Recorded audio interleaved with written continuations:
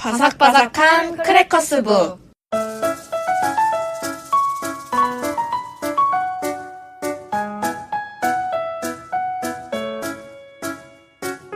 안녕하세요. 안녕하세요.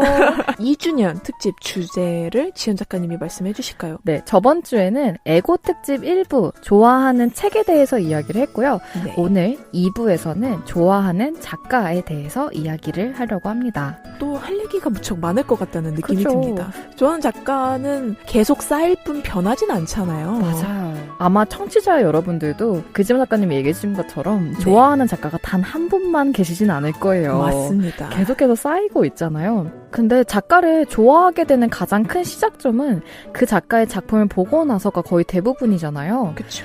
작품을 좋아하다 보면 자연스럽게 작가에게 관심이 가고 전후에 어떤 책들을 출간했는지 SNS는 하고 있는지 이런 것들을 자연스럽게 찾아보게 됩니다. 그러면 혹시 오늘 가져와 주신 책의 작가님은 지금 계속 활동하고 계신가요? 네, 지금도 활동하고 계십니다. 좋네요. 소개 부탁드립니다.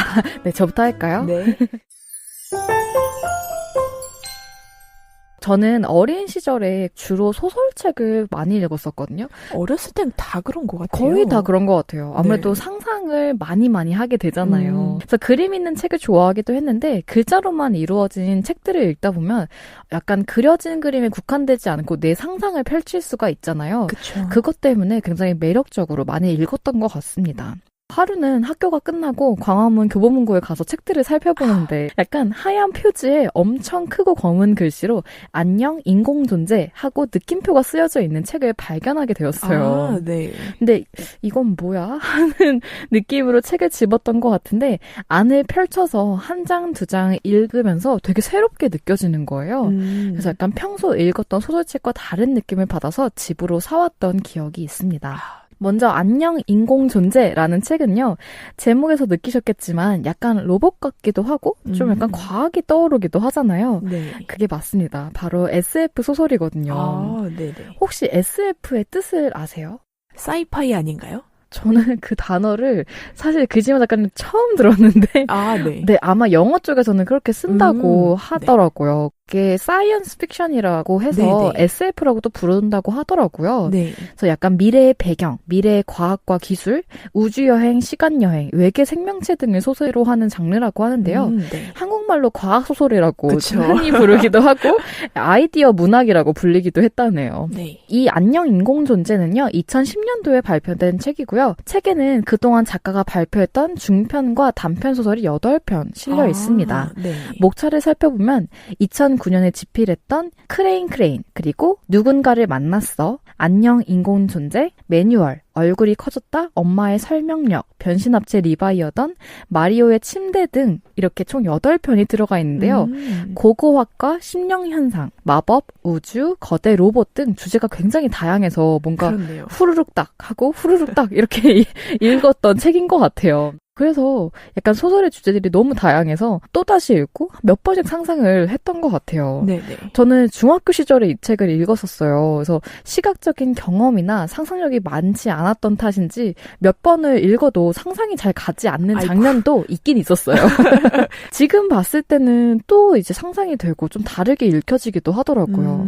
그래서 이 책을 읽었던 게 10년 전이었는데 소개하기 위해서 오랜만에 조금 다시 읽어보니까 그때의 느낌이 또 살아있어서 역시 좋아하는 작가와 작품은 책 속에 시간이 담겨져 있다? 이런 생각도 많이 들기도 했습니다. 네. 평소 긴 호흡이 줄을 이루는 SF 장편 소설을 좋아하시던 분이라면 이야기가 빨리 끝나서 약간은 심심하게 느껴지실 수도 있을 것 같아요. 네. 근데 다양한 상상을 또 할 수 있는 계기가 되기도 하니까 한 번씩 찾아서 읽어보셔도 좋을 것 같고요. 이 책의 맨 마지막 목차에 좀 특이하게 출간 사유서가 적혀 있어요. 사유서요? 네. 와. 주로 사유서라고 하면 지각, 조퇴하고 결근하거나 이럴 때 그 사유와 내용을 사유서에 기재해서 신고할 때 사용하는 문서라는 게 일반적이잖아요. 네네.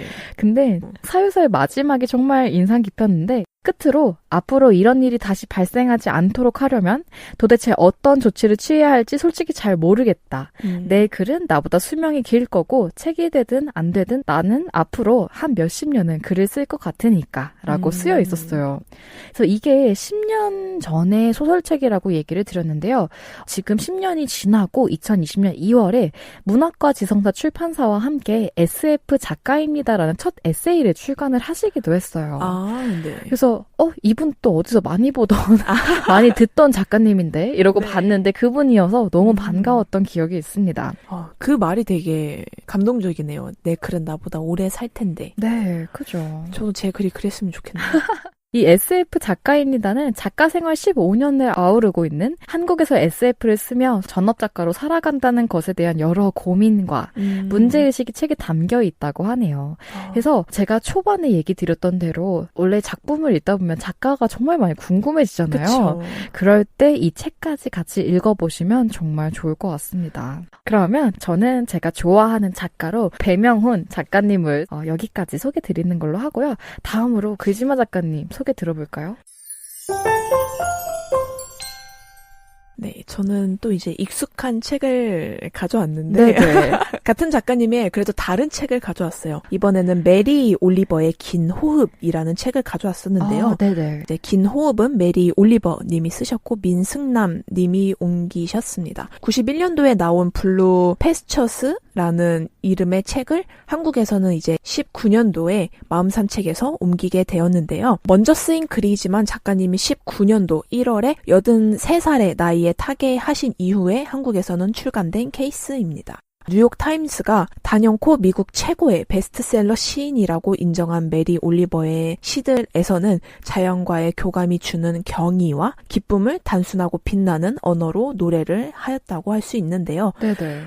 되게 슬펐어요. 19년도에 작가님이 돌아가셨다는 소식을 듣고서 네. 난 죽을 때까지 이 작가님은 결국 못 보겠구나라는 생각이 드니까 되게 팬으로서 아쉽고 슬프고 왜 진작 알지 못했을까라는 그런 아쉬움과 후회가 조금 남았던 것 같아요. 네네. 예전에 제가 소개드렸던 책 완벽한 날들에서는 자연에 대한 경탄이 담겨 있었다면 이번 책 긴 호흡에서는 예술적 자아를 유지하며 창작하는 방법에 대한 고민이나 어린 시절 자신을 문학소녀로 만든 예전의 시인들 혹은 자신이 만들고 성립한 시론에 대한 이야기가 많이 담겨 있었는데요. 이 책을 가져온 거는 창작가에게 좋을 수밖에 없는 책이라서 가져온 것 같아요. 네. 읽다 보면 내가 하고 있는 고민? 그 고민들을 이제 어떻게 표현해야 되나? 내가 왜 힘든지를 이제 누군가한테 설명하고 싶을 때 그냥 딱 이 책을 주고 읽어봐.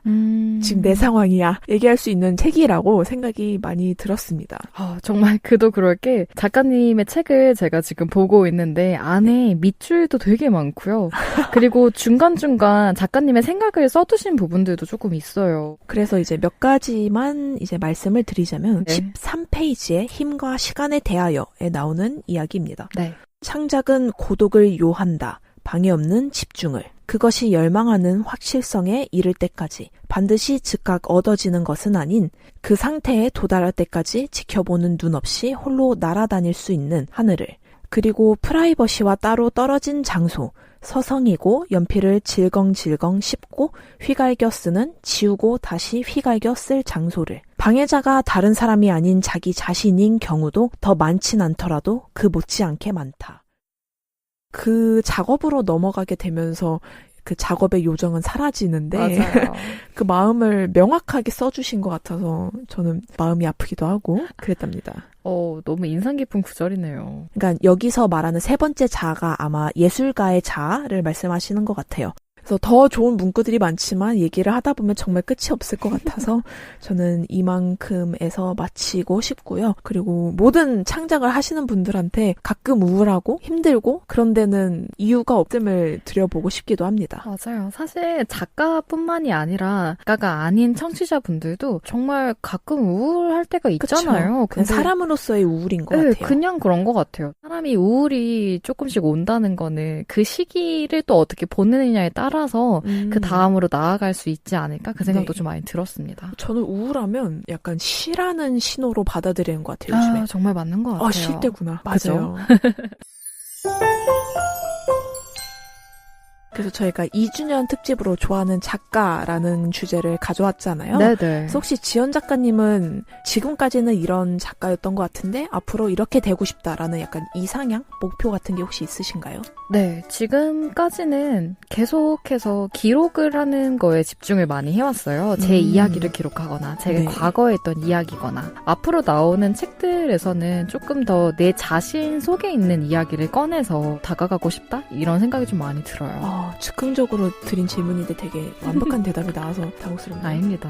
그지마 작가님 혹시 생각하고 계시는 전과 앞으로의 작가의 생활이 있으세요? 저는 옛날에는 책을 빨리 내야 된다. 맞아요. 그래서 사람들이 우리를 알지 못하니까 우리가 무엇인지 알 수 있게 일단 미리 많이 내야 된다라는 생각이 주된 거였는데 요즘에는 내가 어떤 사람인지 명확한 서술로 표현을 하는 게 중요하다는 생각이 많이 드는 것 같아요. 되게 중요하죠. 네, 그래서 뭐 예전에는 6개월에 한 번씩 무조건 책 내야 되는데 라는 강박관념이 있었다면 요즘에는 이 문장이 그래서 내가 하고 싶은 말을 명확하게 내나? 군더더기는 없나? 그 생각에 하루 이틀 같은 글을 며칠에 걸쳐서 주로 보게 되는 것 같아요.